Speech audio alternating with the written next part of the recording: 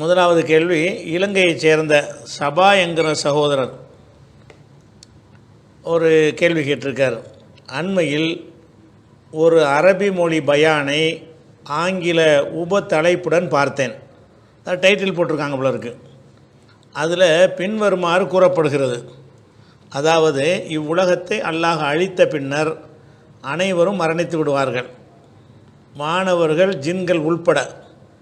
அந்த சமயத்தில் அல்லாஹ் மலக்குல் மௌத்தை அழைத்து, யாராவது உயிருடன் இருக்கிறார்களா என்று கேட்பான்.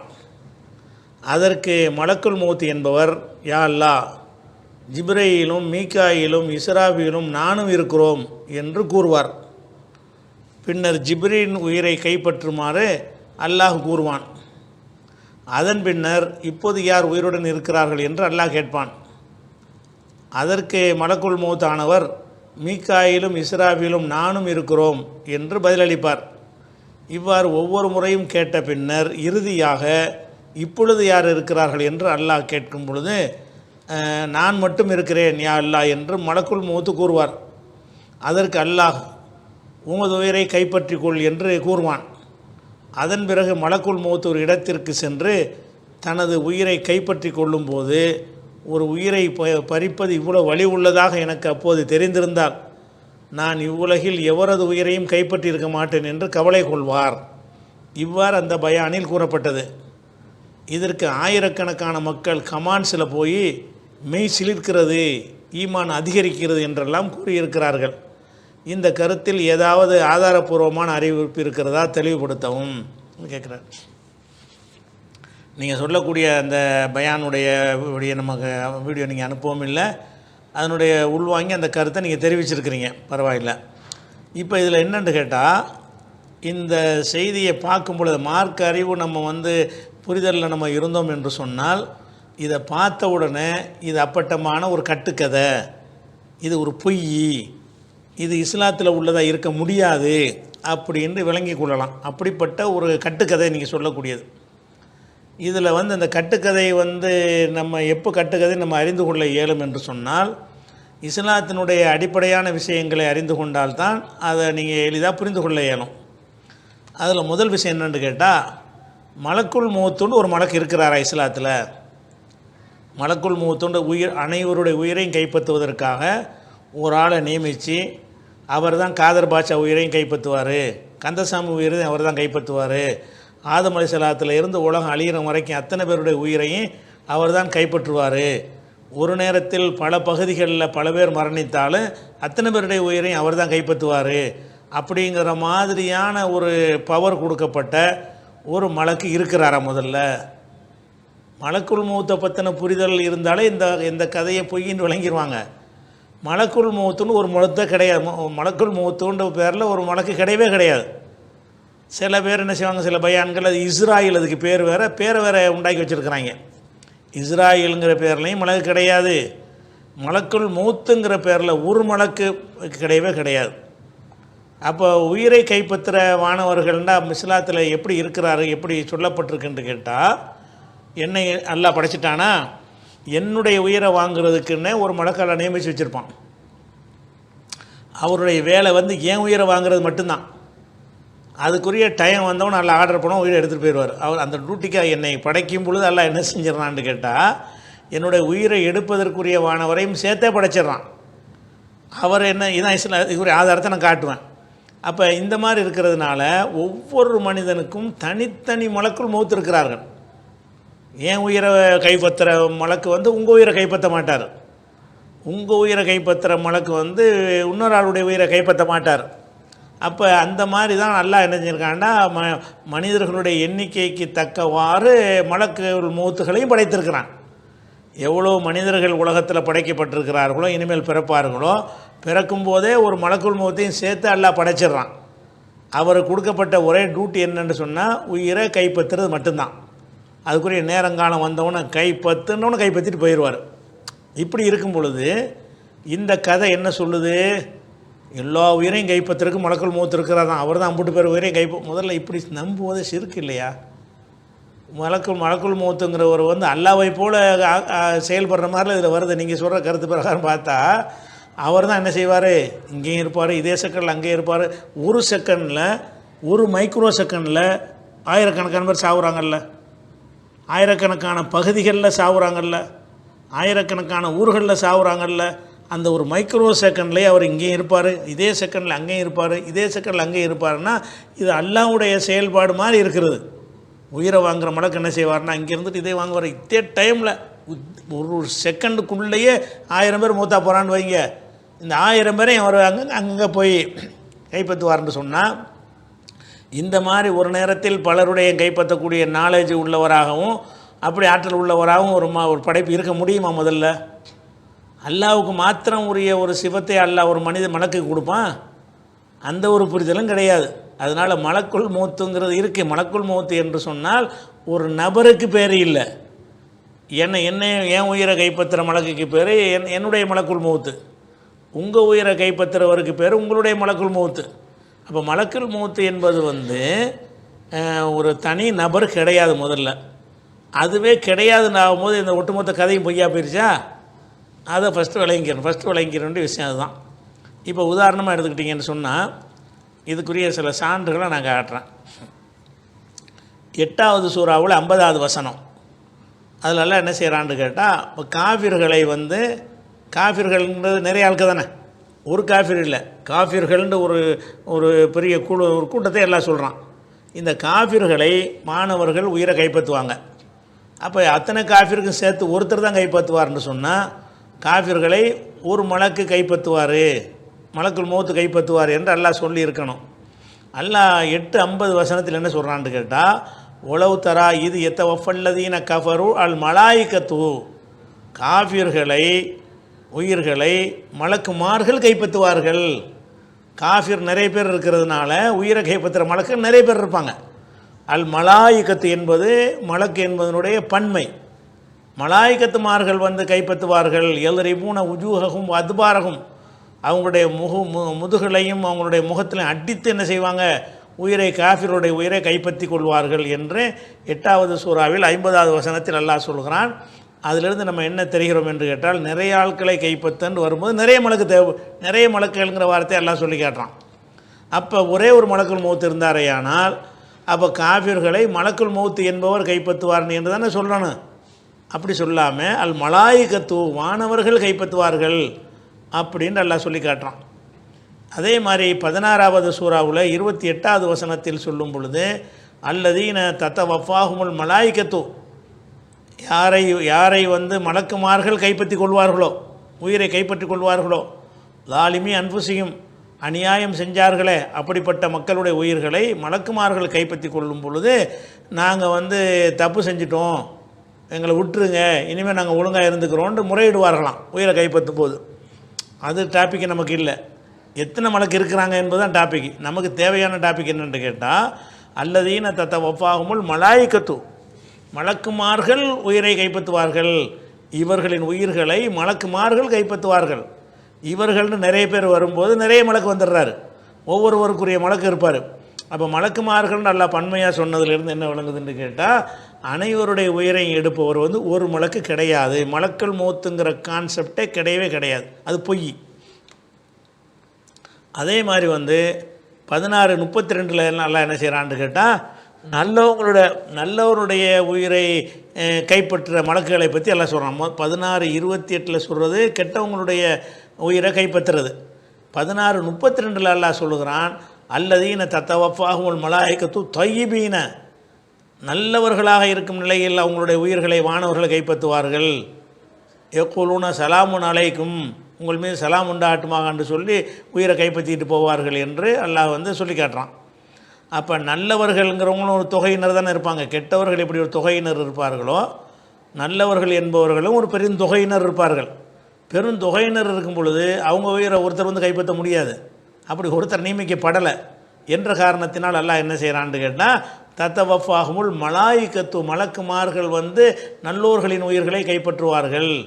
அப்போ நல்லோர்கள் உயிரை கைப்பற்றுவதற்கு மலக்குமார்கள் என்று பன்மையாக இருக்கிறது, கெட்டவங்களுடைய உயிரை கைப்பற்றுவதற்கு மலக்குமார்கள் அதுவும் பன்மையாக இருக்கிறது. அதே மாதிரி 47வது அத்தியாயத்தில் 27வது வசனத்தில் சொல்லும் பொழுது, கைஃப இதா தவஃபத்துஹுமுல் மலாயிகத்து, வானவர்கள் இவர்களின் உயிர்களை கைப்பற்றும் பொழுது எப்படி இருக்கும் சிந்தித்து பாருங்கள், எப்படி இருக்கும் அப்படின்னு கேட்குறான்.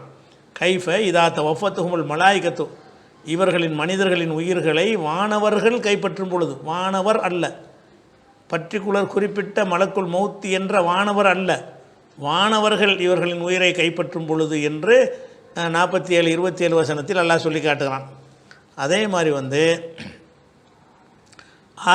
ஆறாவது சூறாவில் 61வது வசனத்தில் அல்லாஹ் சொல்லி காட்டுகிறான். ஹத்தா வஹுவல் காஹிர் ஃபௌக இபாதிஹி, அவன்தான் அடியார்கள் மீது ஆதிக்கம் செலுத்துகிறவன். ஓ யுருசுல் அலைக்கும் ஹஃபலத்தன், உங்கள் மீது ஒரு பாதுகாவலர்களையும் அல்லாஹ் அனுப்பி வைத்து கொண்டிருக்கிறான். ஒவ்வொருத்தருக்கும் பாதுகாக்கும் மலக்குன்னு இருக்கிறாங்க. என்னையை பாதுகாக்க எனக்குன்னு ஒரு மலக்கு நியமிக்கப்பட்டிருப்பார்.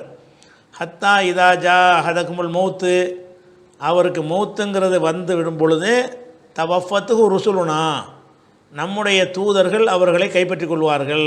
ருசுலுனா மலக்குமார் தான் தூதருங்கிறான் அல்லாஹ். நம்முடைய தூதர்களான மலக்குமார்கள் தவஃபத்துஹு, அந்த மனிதர்களுடைய உயிரை கைப்பற்றி கொள்வார்கள். ருசுலுனா, ரசூலுனாண்டு வரல, ஒரு ரசூலுண்டு வரல, ருசுலுனா, ருசுலுங்கிறது பன்மை, ரசூலுண்டா ஒருமை, ருசுல் என்றால் பன்மை. ருசுலுனா, நமது தூதர்களாகிய வானவர்கள் உயிர்களை கைப்பற்றுவார்கள் என்று சொல்லி 6:61 வசனத்தில் நிறைய பேர் இருக்கிறாங்க, உயிரை கைப்பற்றுகிற வானவர்கள் நிறைய இருக்கிறாங்க என்று அல்லாஹ் சொல்லி காட்டுகிறான். அதே மாதிரி 7வது சூறாவில் 37வது வசனத்தில் சொல்லி காட்டுகிறான். ஹத்தா இதா ஜாத்துஹும் ருசுலுனா யத்தவஃபௌனஹும், நம்முடைய தூதர்மார்கள் அதாவது மலக்குமார்கள் அவர்கள்ட்ட என்ன செய்வாங்க, உயிர்களை கைப்பற்றும் பொழுது ஐனமா குன்தும் ததுவுன மிந்தூனில்லா, அல்லாவை தவிர்த்து நீங்கள் அழைத்து கொண்டிருந்தீர்கள். அப்போ அவங்களாம் எங்கே கேட்டுட்டு கைப்பற்றுவாங்களாம். எங்கேப்பா அப்துல் காரிஜிலான், எங்கேப்பா சாவுல மீது ஆண்டவர்னே அவர் எங்கே, அப்படி கேட்டுக்கிட்டே கைப்பற்றுவார்கள்னு வருகிறது. அப்போ ஜாத்துஹும் ருசுலுனா, நமது தூதர்மார்கள் கைப்பற்றி கொள்வார்கள், எத்தவஃபௌனஹும்னு வருது. அப்போ இதில் என்ன செய்கிறேன்னா, ஒரு மலக்கு கிடையாதுங்கிறதுக்காக வேண்டி இவ்வளோ ஆதாரம். ஒரு மலக்கு கிடையாது. உயிரை கைப்பற்றுறதுங்கிறது ஜிப்ரீல் ஒரு மலக்கு, மீகாயில் ஒரு மலக்கு, இஸ்ராஃபில் ஒரு மலக்கு, 3 தான். மலக்குல் மௌத்துன்னு ஒரு மலக்கு கிடையாது. மலக்குல் மௌத்துங்கிறது எனக்கு உங்களுக்கு ஒவ்வொருத்தருக்கும் ஒரு மலக்குல் மௌத்து இருப்பார். அதே மாதிரி 7:37 வசனமாச்சா இது.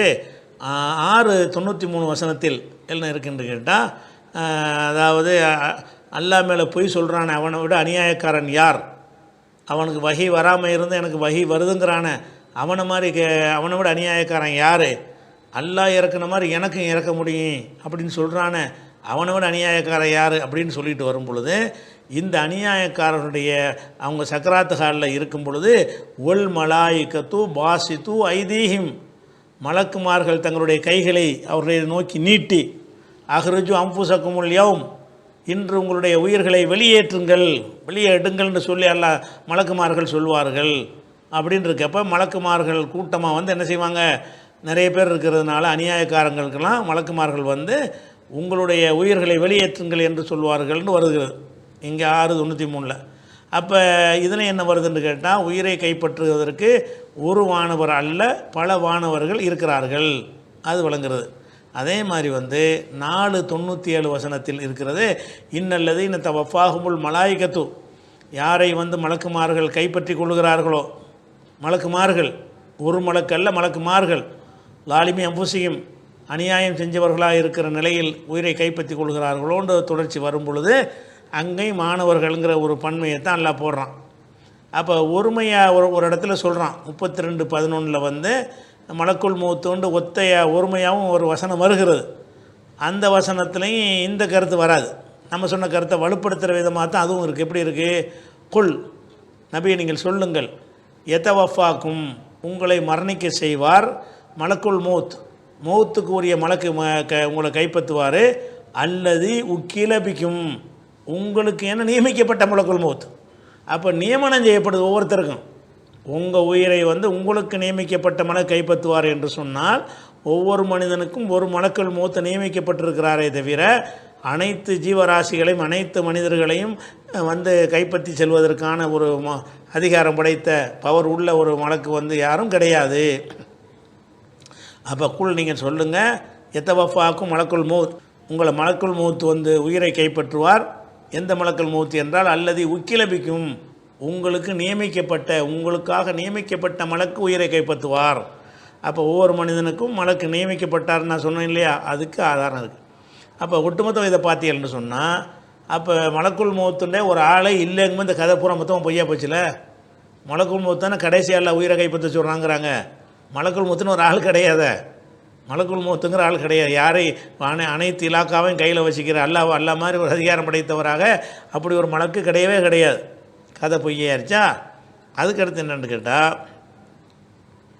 இந்த உலகம் அழிக்க சூர் ஊதப்படும் பொழுது அழிக்கப்படுறாங்கல்ல, எல்லோரும் அழிக்கப்பட்டுருவாங்களா அல்லது சிலர் அழிக்கப்பட மாட்டாங்களா என்று பார்த்தீங்கன்னு சொன்னால் அது குறித்து நம்ம தெரிஞ்சுக்கணும். குரானில் இருந்து தெரிஞ்சுக்கணும். சூர் ஊதுறாங்கல்ல, சூர் ஊதுனா எல்லோரும் செத்துற வேண்டியதானே. எல்லோரும் செத்துருவாங்களா அல்லது சில பேர் மலக்குமார்கள் சாகாமல் இருப்பாங்களா என்று கேட்டிங்கன்னு சொன்னால் அந்த முதல் சூர் ஊதுறது, அது 2 சூர் மொத்தம் ஊதப்படும். முதல் சூர் ஊதப்படும் பொழுது எல்லாம் அழிஞ்சிருவாங்க. 2வது சூர் வந்து ஊதுறது எழுப்புறதுக்காக வேண்டி. 2வது சூர் ஊதுன்னு என்ன செய்யுது, செத்தவர்கள்லாம் உயிரோடு எந்திரிச்சிருவாங்கன்ற 2 சூரை பற்றி தான் வந்து குரானில் சொல்லப்பட்டிருக்கிறது. முதல் சூர் ஊதுனவுன்னு அழிவார்கள்னு வருதில்ல, அனைவரும் அழிவார்கள்னு வர்றாமல் அதில் விதிவிலக்கு கொடுத்ததாக குரானில் வருகிறது. எப்படி வருது, அதாவது ஒய்தா நுஃபிக ஃபி சூரி நஃபகத்தும் வாஹிதா, சூரில் ஒரே ஒரு தடவை தான் ஊதப்படும். ஹுமிலத்தில் ஆர்து வல் ஜிபாலு, மலைகளும் இந்த நிலமும் தூக்கப்பட்டு துக்கத்தா தக்கத்தம் வாஹிதா, ஒரேடியாக நொறுக்கப்படும். இப்போ யௌமயிதின் வக்காத்தில் வாக்கையா, அன்றைக்குத்தான் அந்த நிகழக்கூடிய சம்பவம் நிகழும். ஒன்சக்கத்தி சமா, வானம் பிளந்துவிடும். பொகையை யௌமயிதின் வாகியா, அன்றைக்கு அது ரொம்ப பலவீனமாக இருக்கும். இன்றைக்கி உள்ள மாதிரி வலிமையாக இருக்காது, ரொம்ப பலவீனமாக போயிடும் என்று சொல்லிவிட்டு அடுத்த வசனத்தில் வருகிறது ஒல் மலக்கு, மாணவர்கள் அல அர்ஜாயிஹா, அந்த பூமியுடைய கோணங்கள் ஓரங்களில் இருப்பார்கள். எல்லாம் அழிக்கப்பட்டான அதன் ஓரங்களில் இருப்பார்கள். ஓ யஹ்மிலு அர்ஷ ரப்பிக்க, உமது இறைவனுடைய அரிசை யௌமயிதின் அன்றைய தினத்திலே சுமந்திருப்பார்கள். சமானியத்துன் 8 வானவர்கள். அப்போ சூறு ஊதும் பொழுது 8 வானவர்கள் வந்து அழிய மாட்டாங்க. அவங்க அல்லாவுடைய அரசை சுமந்துக்கிட்டு இருக்கிறாங்கல்ல, அதனால் அது அப்படி நிற்க, அவங்கள இந்த சூறுனால் அதை அழிக்க முடியாது. அழிக்கிற மாதிரி அல்ல செட்டப் பண்ணலை. அதே மாதிரி வந்து வானவர்கள், மற்ற வானவர்கள் அழிக்கப்படுவார்கள்னால் அழிக்கப்படலை. அந்த சூர் ஊதணும் அழிக்கிறதுல மலக்கு அடங்க மாட்டாங்க. சூர் ஊதணும் நல்லா அழிக்கிறான்ல மலக்குமார்களை, அதில் ஜிப்ரிலும் அழிய மாட்டார், மீக்கால் அழிய மாட்டார், மற்ற எந்த வானவர்கள் அழிய மாட்டார்கள், அரிச சுமக்கிற வானவர்கள் அழிய மாட்டார்கள். அவ்வளோ தெளிவாக வாசகம் எப்படி இருக்கு. ஒல் மலக்கு வள அரிஜாயிகா, மலக்குமார்கள்லாம் அதனுடைய ஓரங்களில் அழிக்கப்படாமல் ஒரு ஒதுக்குப்புறமாக இருப்பார்கள். ஓ யஹ்மிலு அர்ஷ ரப்பிக்க ஃபோக்குஹும் யௌமயிதின் சமானியா, அன்றைய தினத்தில் இறைவனுடைய அரிசை வந்து 8 வானவர்கள் சுமந்திருப்பார்கள். அந்த 8 பேரும் அழிய மாட்டார்கள். அப்போ இந்த வசனம் இது இங்கே இது 69வது சூறாவில் 13, 14, 15, 16, 17 வரைக்கும் உள்ள வசனங்கள். 69ல் 13, 14, 15, 16, 17 வரைக்கும் உள்ள வசனங்களில் சூர் ஊதின உடனே எல்லாம் அழிஞ்சாலும் மலக்குமார்களும் குறிப்பாக 8 வானவர்களும் அழிய மாட்டார்கள். ஜிப்ரீல் உள்பட யாரும் அழிய மாட்டார்கள்னு அதில் வழங்குகிறது. சரி, அடுத்து வந்து 39, 68 வசனத்தில் சொல்லும் பொழுது ஓ நுஃபிக ஃபி சூரி, சூரில் ஊதப்படும், சூர் ஊதப்படும் பொழுது ஃபசைக மன்ஃபி சமாவாத்தி மன்ஃபில் அர்லி, வானத்தில் உள்ளவர்களும் பூமியில் உள்ளவர்களும் மூர்ச்சியாகி விழுந்து விடுவார்கள்.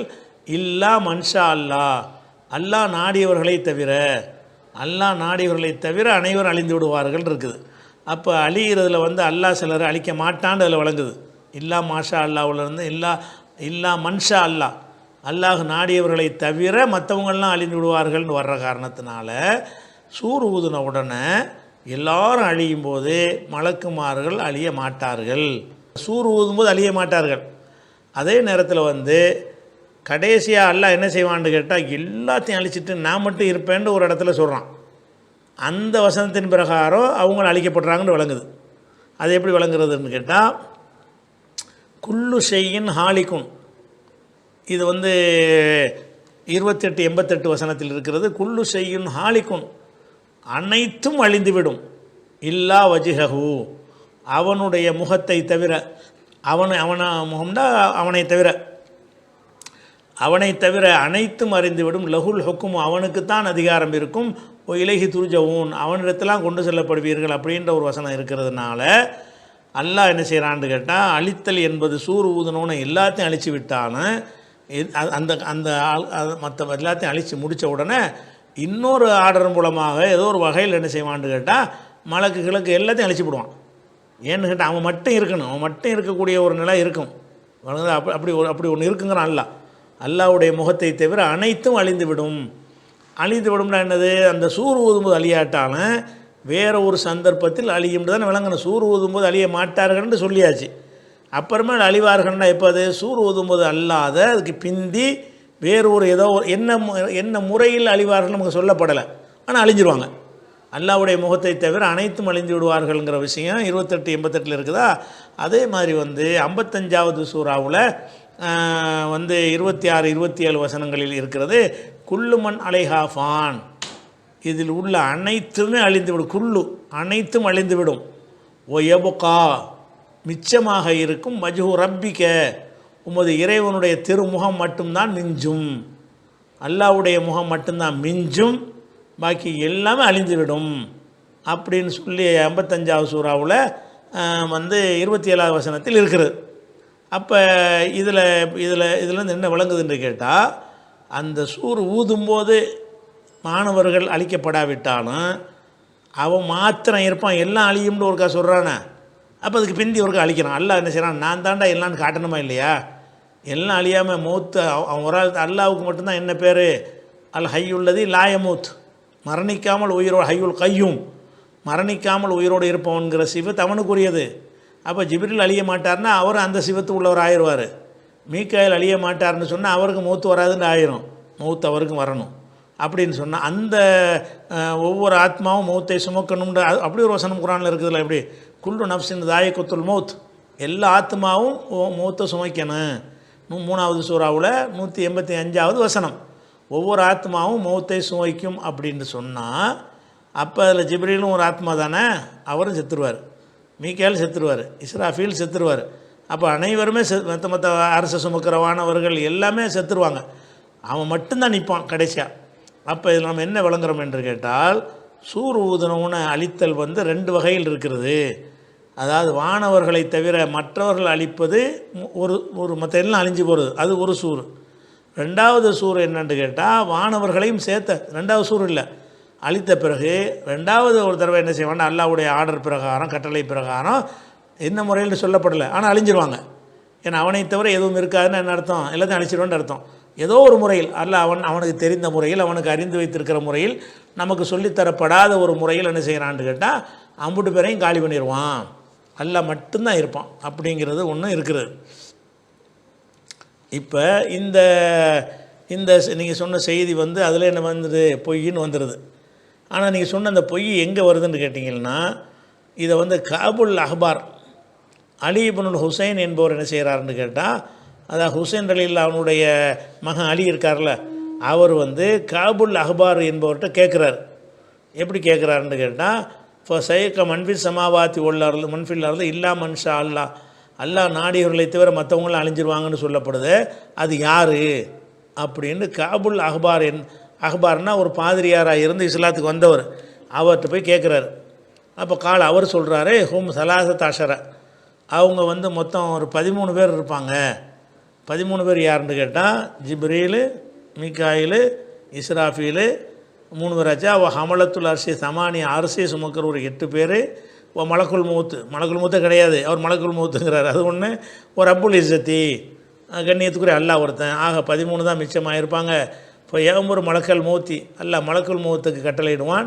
இப்போ எக்கபீல் ஃபுலானன் ஹமலத்தில் அரிசி, இவர் அவர் எல்லாத்தையும் கைப்பற்றிடுவார். அவர் ஹத்தாலா எபுக்கா கைருஹு, அவரை தவிர யார் மிச்சமாக இருக்க மாட்டாங்க, அவர் கைப்பற்றிடுவாராம்.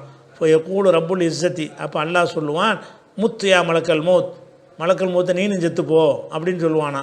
இப்போ யமூத்து, அவர் செத்துருவார் அப்படின்னு சொல்லி காபுல் அஹ்பார் என்பவர் சொன்னதாக எழுதப்பட்டிருக்கிறது. இந்த காபுல் அஹ்பாருங்கிறவர் நிறைய குர்ஆனுடைய விளக்கம்ங்கிற பேரில் வந்து கப்சாக்களை விட்டு அடித்த ஒரு ஆள் காபுல் அஹ்பாருங்கிற ஒரு சஹாபி கிடையாது. ரசூலுல்லாஹ் காலத்துக்கு பிந்தி அடுத்த தலைமுறையில் உள்ளவர். இவர் இஸ்லாத்தை ஏற்ற பிறகு நிறைய புழுகு மூட்டைகள் இவர் பேரில் தான் அவிழ்த்து விடப்படும். இவரே சொன்னாரா அல்லது இவர் பேரில் அவிழ்த்து விடப்படுச்சான்னு தெரியலை. ஆனால் காபுல் அஹ்பார்னு வந்துட்டாலே அது பாதி பொய்யாக இருக்கும். அந்த மாதிரி கட்டுக்கதைகளை சொல்லக்கூடியவராக இருக்கிறார். இது வந்து ரசூலுல்லாஹ் சொன்னது கிடையாது. அதனால் இந்த கதைங்கிறது பொய் வழங்குதா. ஆனால் எல்லாம் அழிஞ்சிருவாங்கிறது நெசம். அது ஒரு விஷயமாச்சா.